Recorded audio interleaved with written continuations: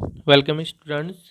आज मैं आपको माध्यमिक एग्जामिनेशन 2019 का जो मैथ्स का पेपर है उसके क्वेश्चन नंबर 13 से सॉल्यूशन बताऊंगा।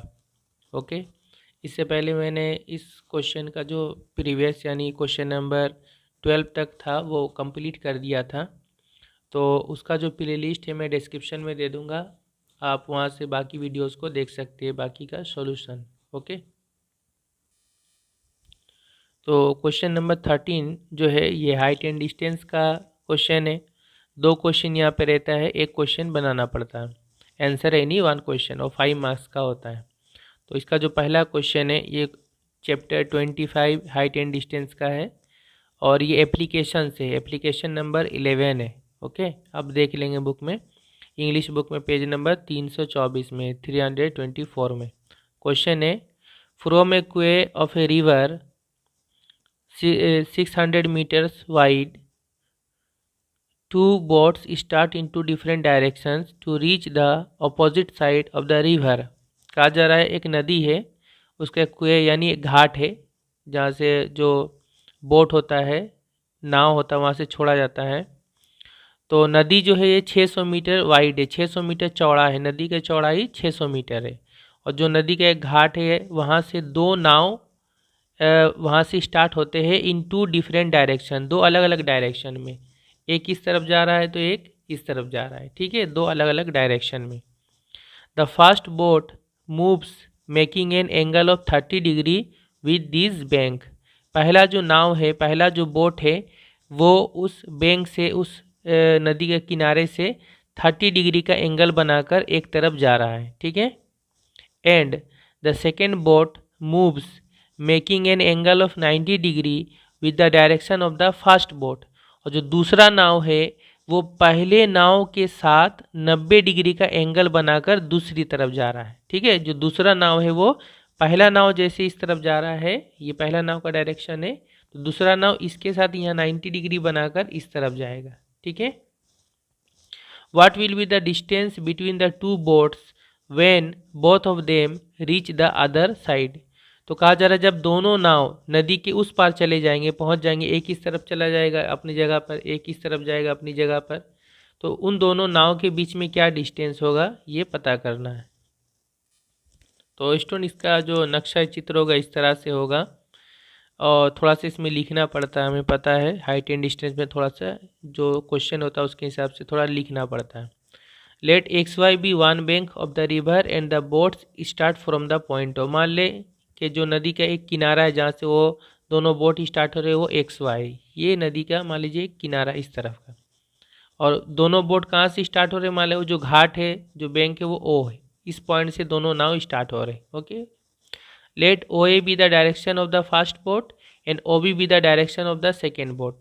ये इस तरफ ओ बी, ये ओ ए जो है ये पहला जो बोट है वो ओ ए डायरेक्शन में जा रहा है, इस तरह मान लीजिए पहला बोट जा रहा है, फर्स्ट बोट मैंने दिखा दिया इस तरफ ओ ए के डायरेक्शन में जा रहा है, दूसरा बोट जो है ओ बी के डायरेक्शन में जा रहा है, ठीक है, इस तरफ। तो क्या कहा गया, जो पहला बोट है ये जा रहा है तो ये नदी से कितना एंगल बनाकर जाएगा, जो इसका बैंक है 30 डिग्री का एंगल बनाकर जाएगा, ठीक है। और जो दूसरा बोट है ओ बी के डायरेक्शन में जा रहा है, ये जो ओ बी है ये ओ बी ओ ए से 90 डिग्री यहाँ पर बना करके जाएगा, यहाँ पे 90 डिग्री होगा।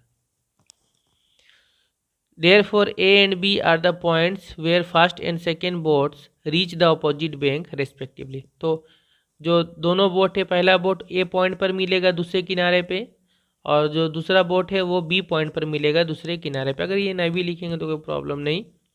We have to find A B, तो हमें पता करना है कि ये ए बी कितना होगा, ए बी है ना, ये पहला बोट का पोजीशन, ये सेकंड बोट का पोजीशन, जब उस पार पहुंच जाएगा तो ए बी हमें निकालना पड़ेगा। तो ए बी हम कैसे निकालेंगे, इसको दो पार्ट में निकाल सकते हैं, ए डी निकाल लेंगे और बी डी निकाल लेंगे, इन दोनों को ऐड कर देंगे तो आ जाएगा ए बी।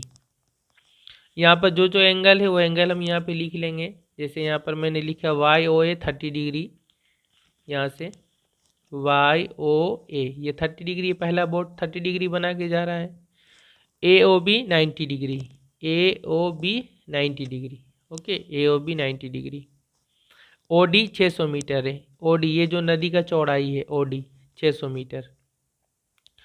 AOD 60 डिग्री, देखिए AOD ये 60 डिग्री कैसे आएगा, देखिए ये अगर आप देखेंगे ये और ये OY और OD तो ये 90 है पूरा, ये भी 90 है पूरा, यहाँ से यहाँ तक क्या है 90 है, तो ये 30 है, तो फिर यहाँ से यहाँ तक कितना होगा, ये हो जाएगा 60, ये जो हो जाएगा ये 60 और ये 30, तब ना ये पूरा यहाँ से यहाँ तक 90 होगा, क्योंकि ये तो परपेंडिकुलर है, इस तरह आप देख सकते हैं, ये 60 हो गया।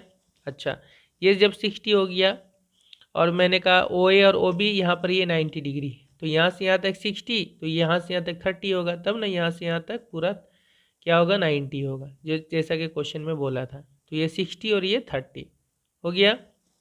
अब यहाँ से हम दो ट्रायंगल ले लेंगे, एक AOD ले लेंगे और एक ले लेंगे BOD, दो ट्रायंगल ले लेंगे। AOD ट्रायंगल लेंगे तो यहाँ 60 है, यहाँ 600 है, तो AD आसानी से निकल जाएगा।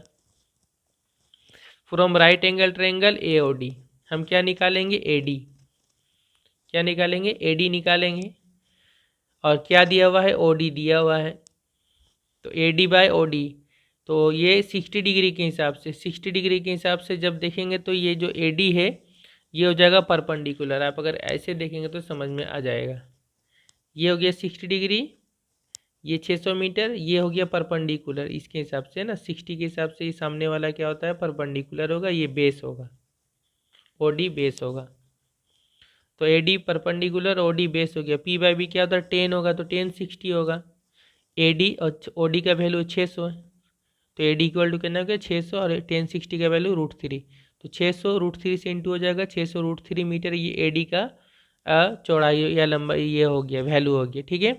इसी तरह से हम BOD ये जो ट्रायंगल है BOD, इससे हम क्या निकाल ले लेंगे, क्या निकालेंगे BD निकालेंगे, ठीक है। तो यहाँ पे 30 का एंगल, यहाँ भी सेम उसी तरह होगा BD बाई OD, यहाँ भी 10 होगा 10 लेकिन 30 होगा,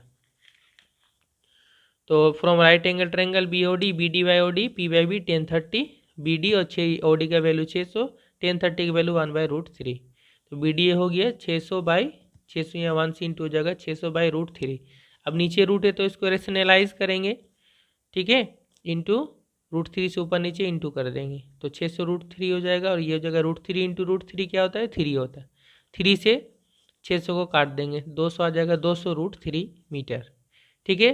इसलिए AB क्या होगा, AB मैंने बताया AD प्लस BD, AD का वैल्यू आया हमारा 600 √3 और BD का वैल्यू आया 200 √3, दोनों को ऐड कर देंगे तो क्या होगा 600 प्लस 200 800 √3 उसी तरह रहता है, सिर्फ ये जो पहला नंबर वो ऐड होगा 800 √3। अब जो है √3 का वैल्यू क्या है 1.732, ये क्वेश्चन में नहीं है, अगर आप चाहे तो यहाँ तक भी आंसर लिख सकते हैं, लेकिन क्वेश्चन में जब वैल्यू अगर अच्छा से लिखना चाहे तो आप 1.732 भी आप यहाँ वैल्यू पुट करके असल आंसर लिख सकते हैं, तो इससे इसको मल्टीप्लाई करके देखेंगे तो 1385.6 मीटर अप्रॉक्स ये वैल्यू आएगा, ठीक है। अगर क्वेश्चन में ये दिया रहता है तो वैल्यू पुट करेंगे, जरूर पुट करेंगे, अगर वैल्यू नहीं दिया तो यहाँ तक भी आप आंसर लिख सकते हैं, समझ में आ गया। नेक्स्ट है 13 का 2, the length of the flag post at the roof of a 3 storeyed building is 3.6 metre. कहा जा रहा एक 3 स्टोरेड बिल्डिंग है, 3 तल्ला मकान है और उसके ऊपर एक फ्लैग पोस्ट लगा हुआ है, ठीक है, यानी झंडे का एक खंबा है जिसमें हम लोग झंडा लगाते हैं। अच्छा, ये जो है ये एक्सरसाइज 25 का ही क्वेश्चन है, क्वेश्चन नंबर 14 है, पेज नंबर 327 में, लेकिन वो जो बुक में जो क्वेश्चन है उसमें 3.3 मीटर दिया हुआ है क्वेश्चन में, जबकि यहाँ 3.6 मीटर दिया है, तो ऐसा नहीं कि सवाल गलत है, बल्कि हम 3.6 मीटर जो है हम उसी को ले करके हम बनाएंगे, क्वेश्चन को सॉल्व करेंगे जो भी इसका आंसर आए। The angles of elevation of the top and foot of the post are 50 degree and 45 degree respectively from a point on the road। Road से जब हम उस फ्लैग पोस्ट को देख रहे हैं यानी छत के ऊपर जो लगा हुआ है, तो उसका टॉप और उसका जो फुट जो खंबा है उसका जो टॉप उसका एंगल ऑफ एलिवेशन या उन्नयन कोण 50 डिग्री है, और उसका जो फुट है जो नीचे वाला पार्ट है उसका एंगल ऑफ एलिवेशन उन्नयन कोण 45 डिग्री है, ठीक है, जब हम रोड से देख रहे हैं। Find the height of the building, तो बिल्डिंग का हाइट क्या होगा, take 10 50 degree equal to 1.2, 10 50 degree का वैल्यू हमें 1.2 लेने के लिए कहा जा रहा है। तो स्टूडेंट मान लेंगे हम ये AB जो है ये बिल्डिंग है AB, और बिल्डिंग के ऊपर में ये जो BD आप देख रहे हैं ये मान लीजिए फ्लैग पोस्ट, ठीक, इसमें झंडा हम लोग ले रहे हैं BD। अब ये जो है रोड में एक पॉइंट मान लीजिए C है, C पॉइंट है। C पॉइंट से जब हम इस झंडे का जो ये जो पोस्ट है, खंबा है, इसके जब ऊपर को देख रहे हैं यानी ये टॉप को देख रहे हैं D पॉइंट को, तो इसका एंगल ऑफ एलिवेशन ये 50 डिग्री बन रहा है, ठीक है। और जब झंडे का जो ये बॉटम फुट है उसका जो नीचे वाला पार्ट है B, इसको जब हम इस रोड से देख रहे हैं यानी C पॉइंट से, तो इसका एंगल ऑफ एलिवेशन यहाँ 45 डिग्री बन रहा है, ठीक है। 45 डिग्री यहाँ पे, ये 45, ये नहीं, यहाँ से यहाँ तक। तो कहा जा रहा है जो बिल्डिंग का हाइट क्या होगा, और ये जो पोस्ट है इसका हाइट है 3.6 मीटर। इसको हमने लिख लिया यहाँ। Let BD be the flag post, BD flag post है, and AB be the 3 storeyed building. AB जो है 3 मंजिला मकान है, ठीक है। AB बिल्डिंग को हाइट को हमने x मान लिया, let AB equal to x metre. अब जो जो वैल्यू था उसको हमने लिखा, ACB 45, ACB ये 45 डिग्री है, ACD 50 है, ACD ये 50 है, और BD 3.6 मीटर है। जो क्वेश्चन में दिया रहेगा लिख लेंगे। अब हम 2 मरतबा यहाँ राइट एंगल ट्रायंगल लेंगे। एक ले लेंगे हम लोग ACD, ये बड़ा वाला पूरा, इसको तब नहीं छोड़, इसको मतलब इग्नोर करेंगे, ACD बड़ा वाला। तो ये right angle triangle ACD right angle triangle, ये समकोण त्रिभुज में क्या निकाल लेंगे हम लोग, AD बटा AC लिख लें, AD बटा AC। तो ये हो जाएगा 50 डिग्री के हिसाब से होगा, ये परपेंडिकुलर, ये बेस P/B, तो ये 1050 होगा क्योंकि यहाँ 50 डिग्री का एंगल है बड़े वाले में। तो AD मतलब क्या होगा, देखिए AD मतलब हो रहा है ये x प्लस 3.6, ये दोनों को जोड़ेंगे तब हो जाएगा AD मतलब x प्लस 3.6 बटा नीचे AC इक्वल टू 1050 का वैल्यू हमें क्या लेने बोला है 1.2, यहाँ लिखेंगे 1.2। अब हम लोग यहाँ से हम लोग AC निकाल लेंगे, ठीक है। तो AC इधर आ जाएगा, 1.2 नीचे आ जाएगा इस तरफ, x plus 3.6 by 1.2 equal to AC। इसका एक नाम दे देंगे नंबर 1। अब हम लोग ये छोटा वाला ट्रायंगल लेंगे ACB। इस ट्रायंगल में यहाँ 45 का एंगल है, इसमें भी हम P/B करेंगे, ठीक है, AB बटा AC, ये परपेंडिकुलर, ये base. In right angle triangle ACB, AB बटा AC, P/B यहाँ तो 1045 होगा, ओके। अब AB का वैल्यू क्या हमने माना, x बटा नीचे AC इक्वल टू क्या हो जाएगा 1045 मतलब 1। तो यहाँ AC 1 से इंटू हो जाएगा, तो x इक्वल टू AC, इसका नाम दे देंगे 2 नंबर। अब फ्रॉम 1 एंड 2, 1 और 2 से क्या मिला हमें, यहाँ भी AC इक्वल टू x है, यहाँ AC बराबर ये है, तो ये इक्वल टू ये होगा, है ना, दोनों AC का वैल्यू है, तो ये AC बराबर, तो ये और ये भी आपस में बराबर होगा, मतलब x इक्वल टू क्या होगा, इसके साथ बराबर होगा, x प्लस 3.6 बाई 1.2। ये इक्वेशन बन गई, यहाँ से x का वैल्यू आ जाएगा 1.2, x से इंटू होगा 1.2x equal to x plus 3.6। फिर x को इस तरफ ले आएंगे इक्वल टू किस तरफ, तो 1.2 minus x equal to 3.6। 1.2x से x को माइनस करेंगे तो कितना आ जाएगा, यहाँ 1 है, 1.2 से 1 को माइनस करेंगे तो 0.2 आएगा, ओके।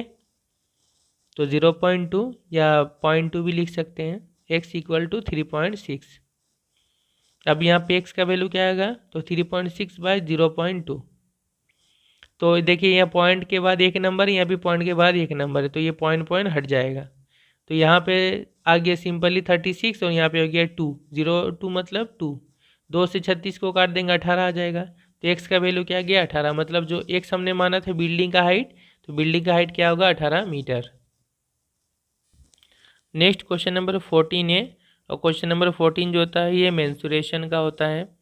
इसमें हमें 2 क्वेश्चन सॉल्व करना होता है, 3 क्वेश्चन दिया रहेगा, 2 क्वेश्चन सॉल्व करना पड़ता है। ज़्यादातर क्वेश्चन जो है और मेंसुरेशन का चैप्टर में पता है कौन कौन सा आता है, चैप्टर नंबर 4, 8, 12, 16 और 19। चैप्टर नंबर 4 क्यूबॉइड का है, आयत घन का, और उसके बाद चैप्टर 8 जो है वो है सिलेंडर का है, ठीक है, बेलन का। उसके चैप्टर 12 जो है वो स्फेयर है या गोलक का, और चैप्टर नंबर 16 जो है वो कोन का है, ठीक है, शंकु का। और चैप्टर नंबर जो 19 है वहाँ पे रियल लाइफ प्रॉब्लम्स का क्वेश्चन है। ज़्यादातर क्वेश्चन जो है यहाँ पे जो आता है वो आपका स्फेयर से आता है, गोलक से, कोन से आता है यानी कि शंकु से। और 19 क्वेश्चन नंबर चैप्टर जो 19 है उसमें मिक्स टाइप क्वेश्चन है, यानी वहाँ पे कोन सिलेंडर सब टाइप का मिक्स करके रहता है, वहाँ से भी कुछ क्वेश्चन ज़्यादातर आता है। ठीक है, बाकी जो पहला दो उसमें से कम क्वेश्चन आता है, कभी कभी आता है कभी नहीं भी आता है।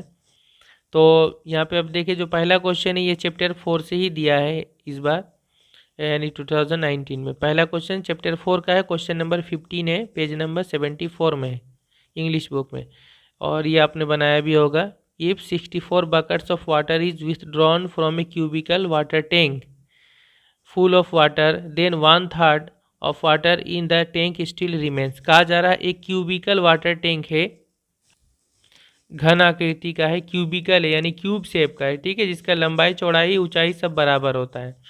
तो उसमें से जब हम 64 बाल्टी पानी बाहर निकाल लेते हैं तो उसमें 1/3 उसका पानी बचा रहता है, स्टिल रिमेन्स। 1/3 यानी कि 3 हिस्सा में से एक हिस्सा बचा रहता है पानी, 2 हिस्सा पानी उसका 64 बाल्टी पानी के बराबर है।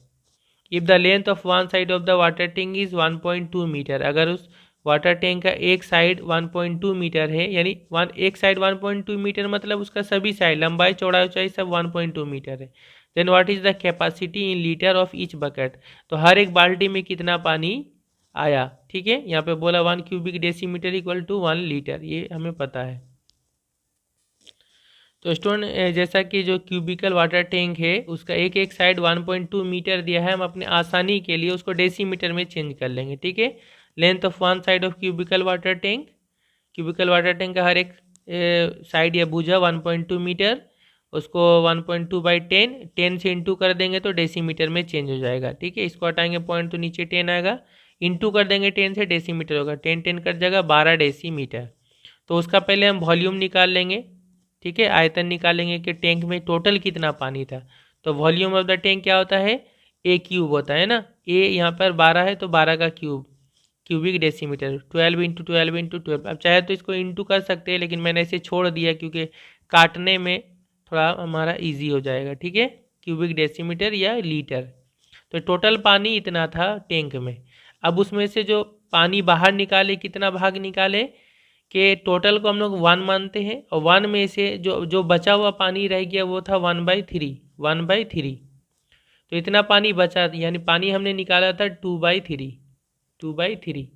तो 2/3 कैसे आया, टोटल 1 में से 1/3 माइनस कर देंगे, यानी टोटल को 1 बोलते हैं, 1 में से 1/3 जो बचा है इसको माइनस कर देंगे तो आ जाएगा 2/3।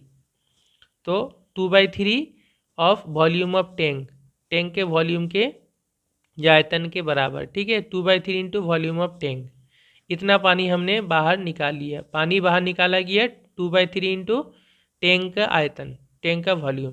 तो वॉल्यूम हमने निकाल लिया था 12 × 12 × 12, इसको इंटू कर देंगे 2/3 से, 3 चौके 12। अभी भी हमने इंटू नहीं किया, 2 × 4 × 12 × 12 उसी तरह छोड़ दिया। इतना पानी हमने निकाला था, और ये जो इतना पानी है ये 64 बाल्टी पानी के बराबर है इस उसके वॉल्यूम के साथ। तो volume of 64 buckets of water equal to इतना क्यूबिक डेसीमीटर। ठीक है, 64 बाल्टी पानी का वॉल्यूम या आयतन इतना, इसलिए एक बाल्टी का क्या होगा, तो 64 से इसको डिवाइड कर देंगे तो एक बाल्टी का वॉल्यूम आ जाएगा डिवाइडेड बाई 64। तो 64 से इसको जब हमने काट लिया, काट के आप देख लेंगे तो ये आ जाएगा 18 क्यूबिक डेसीमीटर। क्यूबिक डेसीमीटर मतलब लीटर होता है। ठीक है, तो 18 लीटर पानी हर एक बाल्टी में आया। Number 2, the diameter of cross section of a wire is reduced by 50%।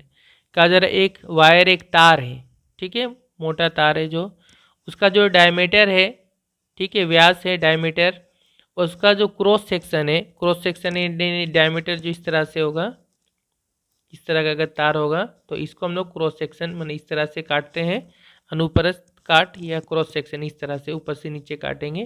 तो जो क्रॉस सेक्शन है इसको क्रॉस सेक्शन बोलते हैं तार का। इसका जो डायमीटर है उसको 50% रिड्यूस किया गया, यानी कम कर दिया गया, यानी आधा कर दिया गया। 50% कम करना यानी आधा कर दिया गया। ठीक है ना, पतला हो गया तार आधा।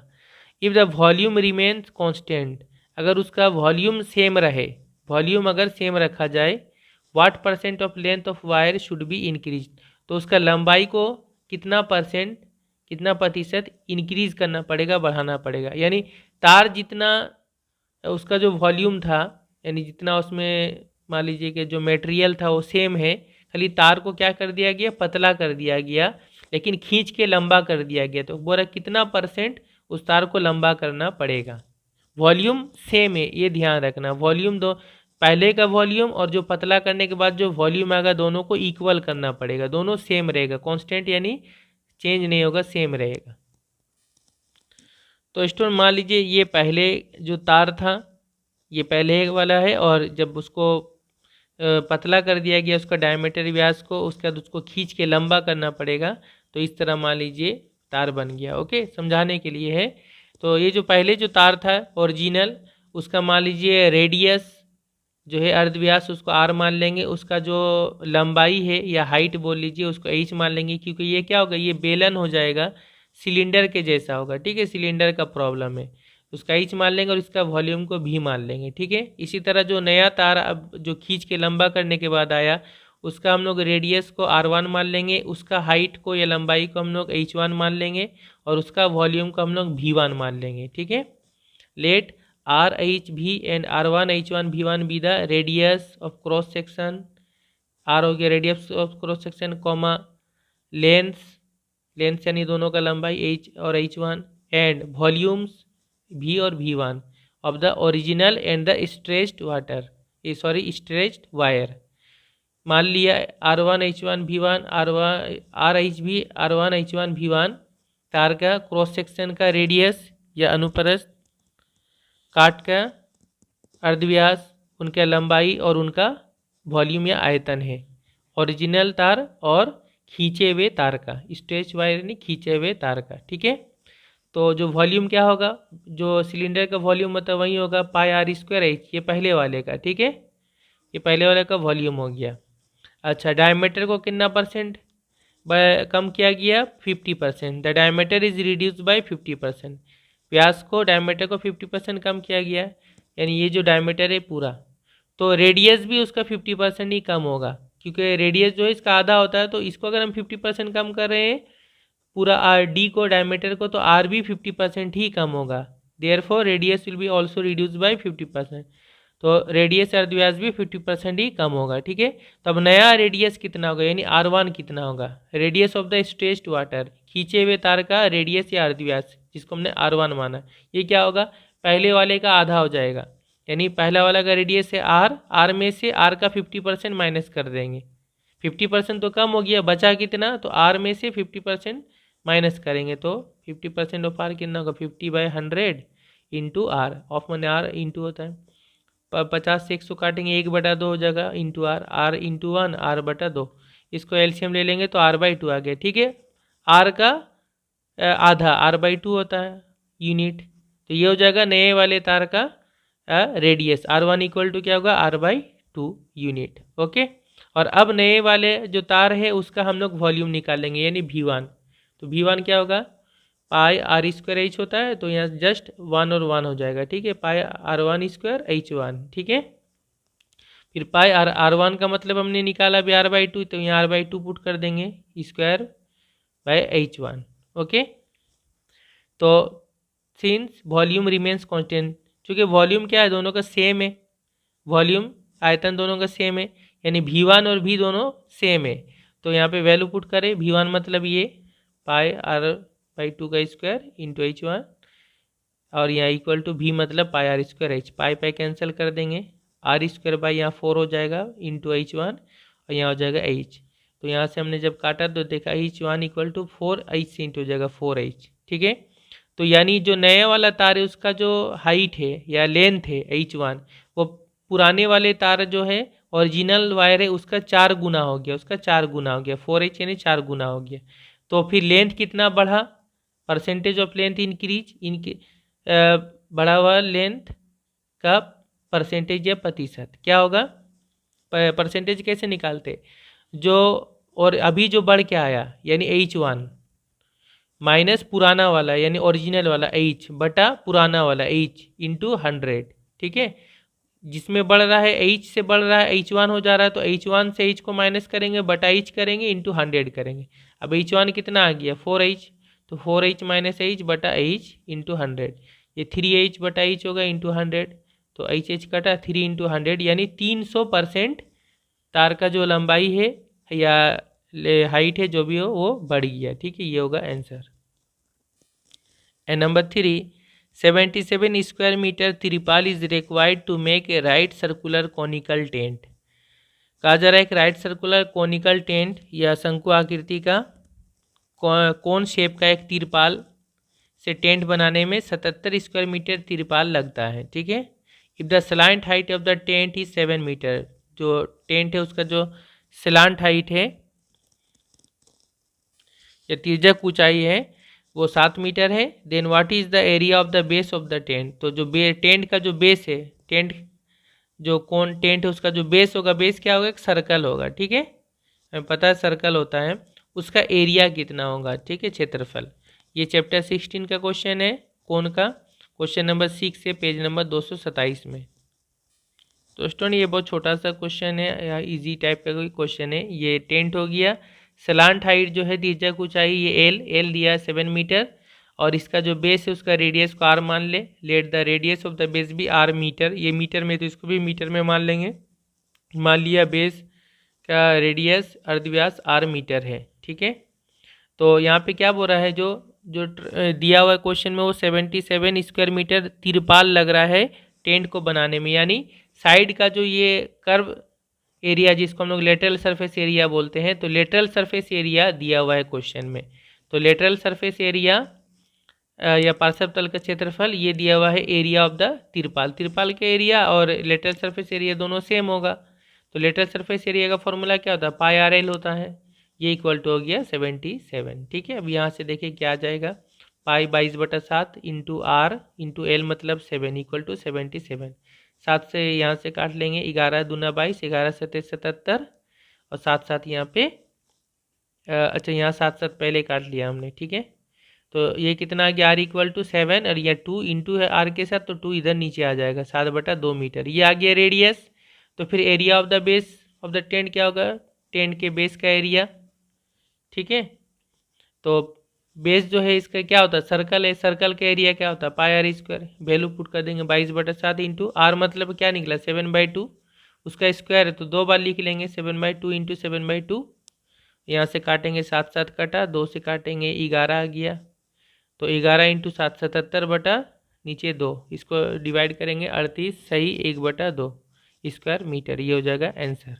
या 38.5 स्क्वायर मीटर भी लिख सकते हैं।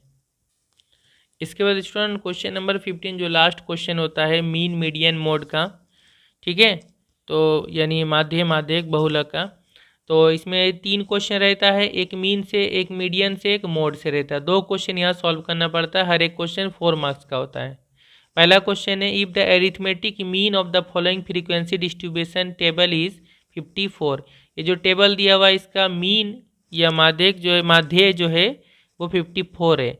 Then find the value of K, तो के का वैल्यू यहाँ से हमें निकालना है। ये जो के दिख रहा है यहाँ पे हो, ठीक है, या क्लास दिया हुआ, वर्ग दिया हुआ 0 से 20, 20 से 40, इस तरह 80 से 100, सबका फ्रीक्वेंसी या बारंबारता ये 7 11 के 9 13। ये चैप्टर 26 का क्वेश्चन है, एप्लीकेशन नंबर 9 है, एप्लीकेशन नंबर 9 है, पेज नंबर 337 में है। तो स्टूडेंट ये हमारा क्लास इंटरवल था, ठीक है, वर्ग अंतराल, और फिर यहाँ फ्रीक्वेंसी दिया हुआ है, एफ दिया हुआ है। हम क्या करेंगे, हम कोई सा भी मेथड से, चूँकि ये मीन है, माध्य है, तो मीन निकालने का तो 3 अलग अलग तरीका है। डायरेक्ट मेथड है, एज्यूम मीन मेथड है, स्टेप डेविएशन मेथड है। तो सबसे इजी डायरेक्ट मेथड होता है, प्रत्यक्ष पद्धति, उसी से निकाल लेंगे। ठीक है, उसके लिए हमें क्या करना पड़ेगा, क्लास मार्क लेना पड़ेगा और एफ आई एक्स आई लेना पड़ेगा। तो क्लास मार्क एक्स आई क्या होगा, 0 से 20 के बीच वाला होता है, तो 10 होगा 0 से 20 में, यानी दोनों को ऐड करके 2 से डिवाइड कर दें। 20 और 0 को ऐड करें, 20 होगा, उसको 2 से डिवाइड कर लेंगे 10। ठीक है ना, 20 और 60 को ऐड करेंगे, सॉरी 20 और 40 को ऐड करेंगे, 60 का 2 से डिवाइड करेंगे, उसका आधा 30 होगा। या फिर ऐसे भी कर सकते हैं, इसका एक बार निकालिए 10, और सब में देखिए 20-20 का डिफरेंस है ना, तो इसमें 20-20 जोड़ते जाएं। 10 में 20 जोड़ देंगे 30, 30 में 20 जोड़ देंगे 50, 50 में 20 जोड़ेंगे 7, 70, 70 में 20 जोड़ेंगे 90। आ गया एक्स आई। अब एफ आई एक्स आई कर ले, ये एफ आई एक्स आई दोनों को इंटू करें, 7 इंटू 10 70, 11 इंटू 30, 11 33 और 0 लगा दे 330। 50 को कैसे इंटू करें, 50 के, 90 9 से 70 को इंटू करें, 9 सते 63 और 0 लगा दे 630। 13 से 90 को इंटू करें तो 13 नवा 117 और ये 0 लगा दे 1170। फिर क्या करते हैं हम लोग, समेशन FI करते हैं, ये सभी को जोड़ लेंगे तो न जो नंबर है सिर्फ वो जुड़ेगा, 40 होगा प्लस के। यहाँ पर 50K को छोड़ के बाकी सबको जोड़ेंगे तो यह आ जाएगा 2200 प्लस 50K, क्योंकि इसको नहीं जोड़ा जा सकता क्योंकि ये जो है ये सिर्फ नंबर नहीं, इसमें वेरिएबल के भी है, तो इस तरह होगा। अब हम एरिथमेटिक मीन डायरेक्ट मेथड का फॉर्मूला लिखेंगे, समेशन FI XI बटा समेशन FI। मीन क्वेश्चन में क्या दिया होता है 54, यहाँ 54 लिखेंगे equal to summation FI XI का value 2200 plus 50K, summation FI का वैल्यू नीचे लिखेंगे 40 प्लस K, यहाँ से K का वैल्यू निकालेंगे, इससे इंटू होगा 54 इंटू 4 ये 40 कितना हो जाएगा 2160 प्लस 54K से इंटू होगा 54K इक्वल टू ये वाला होगा 2200 प्लस 50K। जो K है उन दोनों को एक तरफ कर लें, यहाँ 54K है प्लस में और 50K को इस इक्वल टू की इधर लेके आएंगे तो यहाँ प्लस से माइनस हो जाएगा। इस तरह 2200 उसी तरह लिखेंगे, 2160 को इस तरफ कर देंगे माइनस 2160 क्योंकि यहाँ प्लस इधर माइनस होगा। 54K माइनस 50K 4K होगा, यहाँ 2200 से 2160 माइनस करेंगे 40 होगा, तो यहाँ से K इक्वल टू कितना होगा 40 बाई यहाँ 4 इंटू यहाँ डिवाइड होगा, 4 से काटें 10 आ जाएगा, K का वैल्यू 10। क्वेश्चन नंबर 2 जो है making frequency distribution table from the given cumulative frequency distribution table. ये यहाँ पे क्यूमुलेटिव फ्रीक्वेंसी डिस्ट्रीब्यूशन टेबल से बोल रहा है फ्रीक्वेंसी डिस्ट्रीब्यूशन टेबल बनाएं, find the mode of the data. तो इसका डाटा का हमें मोड निकालना है, क्या निकालना है मोड, ध्यान देना मोड यानी बहुलक। ये चैप्टर 26 का क्वेश्चन है और एप्लीकेशन नंबर 35 है, पेज नंबर 363 में 363। यहाँ पे अगर सवाल में आप देखें ध्यान से कि सब में क्या दिया हुआ क्लास में less than 10, less than 20, less than 30, less than दिया हुआ है। तो जब लेस देन दिया रहता है तो ये CF होता है, क्यूमुलेटिव फ्रीक्वेंसी होता है ये। यहाँ से हमें फ्रीक्वेंसी डिस्ट्रीब्यूशन टेबल बनाना पड़ेगा। कैसे बनाना होगा, पहले हमें लेस देन 10 लिखना होगा, वहाँ 4 होगा, फिर हमें लिखना होगा यहाँ 20 है ना तो यहाँ लिखना पड़ेगा 10 से 20 क्लास बनाना पड़ेगा वर्ग 10 से 20। वहाँ कैसे निकलेगा 16 से 4 को माइनस कर देंगे, 16 से 4 को माइनस करेंगे तो आ जाएगा यहाँ पे फ्रीक्वेंसी 12, ठीक है, बारंबारता 12 आ जाएगा। इसी तरह यहाँ 30 लिखा हुआ है लेस देन 30 तो यहाँ 20 से 30 लिखेंगे, वहाँ कैसे आएगा फ्रीक्वेंसी, ये 40 नहीं होगा बल्कि 40 में से 16 को माइनस करेंगे, उससे पहले वाला को माइनस करके जो होगा वो होगा उसका फ्रीक्वेंसी। इसी तरह से बाकी का करके फिर मोड निकालेंगे। तो ये मैंने टेबल बना दिया है, ए क्लास इंटरवल लेस देन, पहले 0 से 10 भी लिख सकते हैं तो लेस देन 10 भी लिखेंगे कोई प्रॉब्लम नहीं, यहाँ 4 हो जाएगा। दूसरा 10 से 20 अपने से लिखना होगा, 16 में से 4 को माइनस करके 12 होगा, ये इसका फ्रीक्वेंसी। तीसरा होगा 20 से 30, 40 में से 16 को माइनस करेंगे 24 आ जाएगा। उसके बाद 30 से 40 जो अगला उसका 76 है उसमें से उससे पहले वाला 40 को माइनस करेंगे 36 इसका फ्रीक्वेंसी। इसी तरह से मैंने बाकी सब निकाला, लास्ट वाला 125 से 120 माइनस करेंगे 5 आ जाएगा। तो ये जो आप देख रहे हैं 4, 12, 24, 36, 20, 16, 8, 5 ये सभी हो गया एक्चुअल फ्रीक्वेंसी बारंबारता। ओके, अब मोड निकालने के लिए क्या करना पड़ता है, सबसे पहले जो मैक्सिमम फ्रीक्वेंसी है, ठीक है, अधिकतम फ्रीक्वेंसी है, क्या है मैक्सिमम फ्रीक्वेंसी, इसमें सबसे ज़्यादा कौन सा बड़ा नंबर है 36 है, 36 है तो 36 है तो फिर इसके सामने वाला ये जो क्लास है ये होगा मॉडल क्लास, ठीक है, मॉडल क्लास इज 30 से 40। ओके, ये लिखेंगे और उसके बाद वैल्यू लिखेंगे। एच क्या होता है, एच होता है मॉडल क्लास का लेंथ, लंबाई, मॉडल क्लास का लंबाई क्या हो गया 30 से 40 का डिफरेंस करें, 40 से 30 को माइनस कर ले 10 होगा इसका फ्रीक्वेंसी मॉडल क्लास का लंबाई या, और उसके बाद लेंथ तो एल मतलब क्या था lower limit of model class, model class का लोअर लिमिट, तो मॉडल क्लास का लोअर लिमिट कितना है 30 है। अब फिर मोड का फॉर्मूला लिख लें, L plus F1 minus F0 by 2F1 minus F0 minus F2 into H होता है। F1 पता हमें इसको बोलते हैं जो मॉडल क्लास का जो फ्रीक्वेंसी यानी 36 होगा F1, उससे पहले वाला फ्रीक्वेंसी होता है F0, उसके बाद वाला फ्रीक्वेंसी होता है F2। तो ये सभी वैल्यू यहाँ पे हमने पुट किया, F1 के मैंने 36, F0 के मैंने 24 बाई एल मतलब 30, 2 इंटू यहाँ F1 मतलब 36 माइनस F0 मतलब 24 माइनस F2 मतलब 20 इंटू 10। फिर आगे कैलकुलेशन मैंने कैसे इसको माइनस किया 12, ये दोनों इंटू कर लेंगे 72 और ये -24 और -20 कितना हो जाएगा, -44 हो जाएगा। दोनों माइनस है तो ऐड हो जाएगा और ऐड करके माइनस ही होगा। 12 बाई यहाँ माइनस करेंगे 28 इंटू 10, काट दें यहाँ पे, तो यहाँ पे जगह 2 छक 12, 2 14 से काटें, 14 दूना 28, फिर यहाँ 2 से कटेगा, 2 तिया 6, 2 सत्ते 14, 3 इंटू 10 30/7। इसको हम लोग पॉइंट में निकालेंगे तो 4.29 आएगा। इसको ऐड कर देंगे तो 30 + 4 34.29 ये अप्रोक्स वैल्यू हो जाएगा मोड का।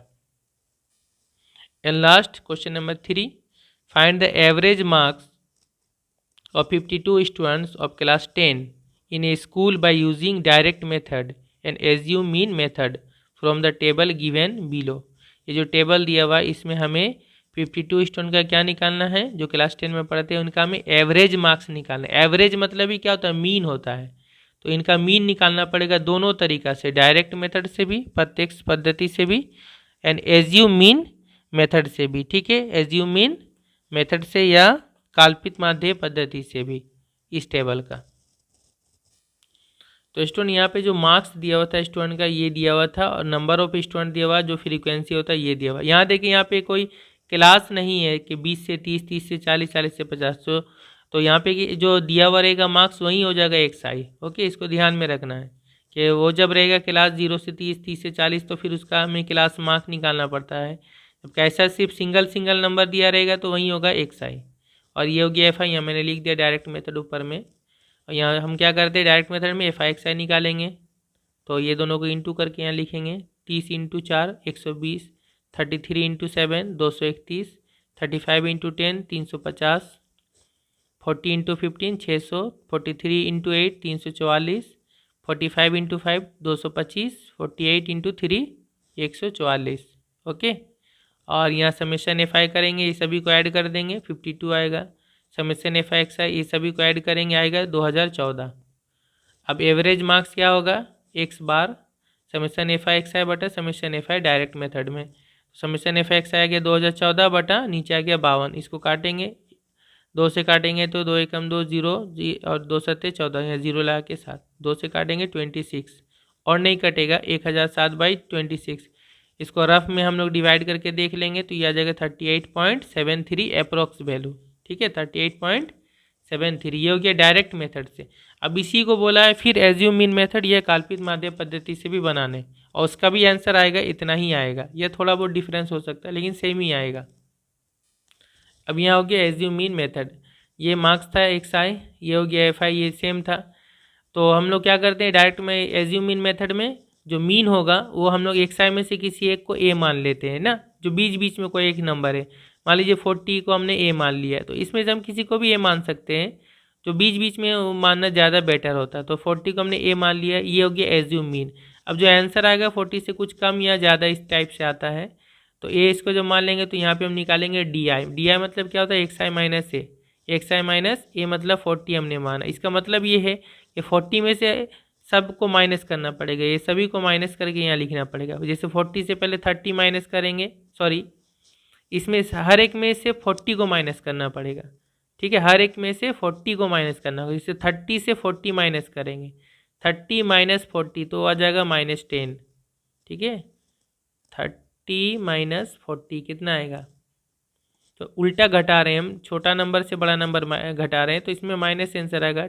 40 से 30 माइनस होगा, लेकिन 40 बड़ा है तो यहाँ माइनस साइन आ जाएगा। ठीक है, तो उल्टा घटाना हो गया, छोटा से बड़ा नंबर मतलब माइनस में आंसर आएगा। फिर 33 से 40 को माइनस करेंगे तो -7 आएगा। एक्चुअली में 40 से 33 माइनस करेंगे, 7 लिखना है और जस्ट माइनस लिख देना है। 35 से 40 माइनस करेंगे तो -5 होगा। फिर 40 से 40 माइनस करेंगे 0 होगा। फिर अब यहाँ से जब माइनस करने जा रहे हैं तो ज़्यादा बड़ा नंबर है, 43 से 40 माइनस करेंगे, यहाँ लिखेंगे तो 3 होगा। 45 से 40 माइनस करेंगे, 45 की जगह लिखेंगे 5 होगा। 48 से 40 माइनस करेंगे 8 होगा, यहाँ 8 होगा।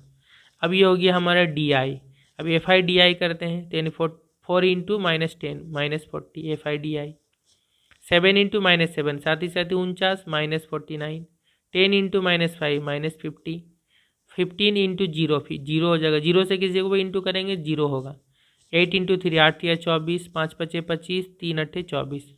अब समेशन FI करेंगे, सभी को ऐड करेंगे, 52 हुआ था, इन सभी को ऐड करेंगे। तो इसका तरीका क्या है, माइनस वाला सबको एक तरफ ऐड कर ले, वो माइनस में ही रहेगा, तो ये हो जाएगा 9 और ये हो जाएगा 5 4 9 और 9 4 13, 139।